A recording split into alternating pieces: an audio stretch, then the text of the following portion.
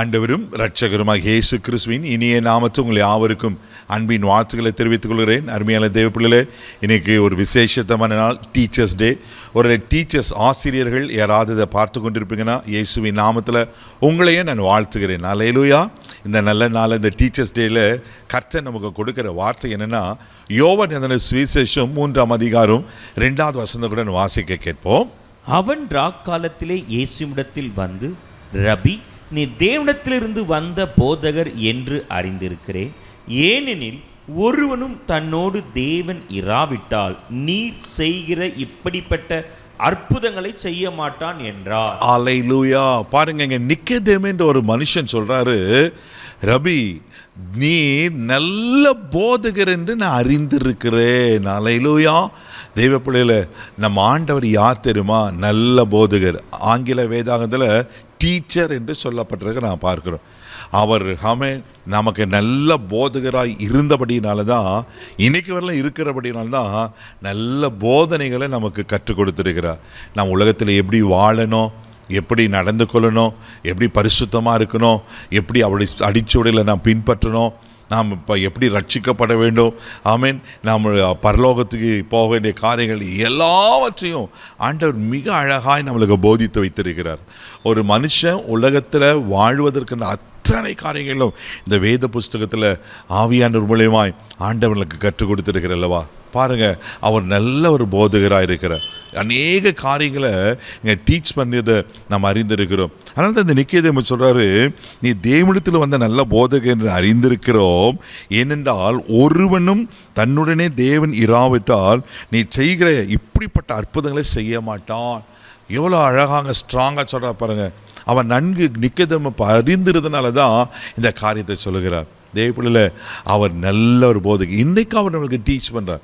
இன்றைக்கு ஒவ்வொரு சின்ன சின்ன காரியத்திலையும் ஆண்டவர் நம்மளுக்கு போதிக்கிறவராக இருக்கிறார்.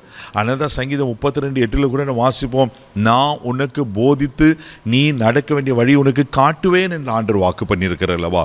தேவப்பிள்ளையில் அவர் நல்ல போதகர். மத்தேயு சுவிசேஷம் 7ஆம் அதிகாரம் 29வது வசனத்தை கூட நீங்கள் வாசிப்பீங்கன்னா இயேசுவை பற்றி அழகாய் சொல்லப்பட்டிருக்கு. வாசிக்க கேட்போம். ஜனங்கள் அவருடைய போதகத்தை குறித்து ஆச்சரியப்பட்டார்கள். ஆமென். ஜனங்கள் அவர் போதகத்தை குறித்து ஆச்சரியப்பட்டாங்களாம். எவ்வளவு அருமையாய் ஆண்டவர் ஒவ்வொரு காரியத்திலையும் அவர் போதிக்கிறத. ஆமேன். ராயினுடையதை ராயனுக்கு கொடுக்கணும், தேவனுடையது தேவனுக்கு கொடுக்கணும், பிரமாணங்களை கைப்பிடுகிற காரியங்களை எல்லாவற்றிலும் அவர் அழகாய் போதிக்கிறவராய் காணப்படுகிறார். அதனால தான் ஒரு முறை ஒரு வாலிபன் இயேசுக்களை வரும்போது இயேசுக்களை பார்த்து ஒரு கேள்வியை கேட்குற, நல்ல போதகரே என்று சொல்லி. மற்ற சுவிசேஷம் 19ஆம் அதிகாரம் 16வது வசனத்தை கூட வாசிக்கும்போது அங்கே சொல்லப்பட்டிருக்கோம். வாசிக்க கேட்போம். அப்பொழுது ஒருவன் வந்து அவரை நோக்கி, நல்ல போதகரே, நித்திய ஜீவனை அடைவதற்கு நான் எந்த நன்மையை செய்ய வேண்டும் என்று கேட்டான். பாருங்களேன், நல்ல போதகரே, நான் நித்திய ஜீவனை அடைவதற்கு நான் என்ன செய்யணும்? அவனுக்கு தெரியும், நித்திய ஜீவனை அடையணுனாக்கா ஒரே ஒரு வழி இயேசுக்களை தான். இயேசுக்களை கேட்டதான் அறிந்து கொள்ள முடியும் என்று சொல்லி.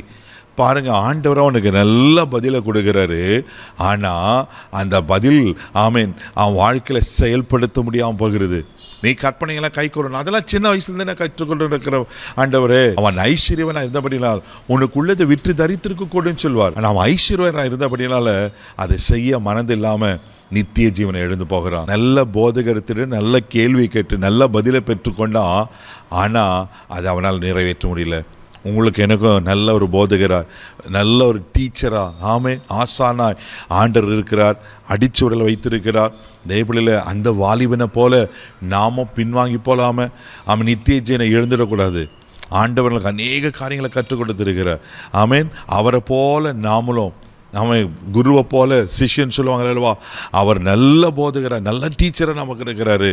அவரை போல் நீங்களும் நானும் அதை கடைப்பிடித்து இயேசுக்கு மாதிரியாக அவர் பிரதிபலிக்கிறவாய் காணப்பட்டு அவர் நமக்கு ஆயத்தம் பண்ணி அந்த பரலோக ராஜ்யத்தை சுதந்திரிக்கணும். ஹல்லேலூயா.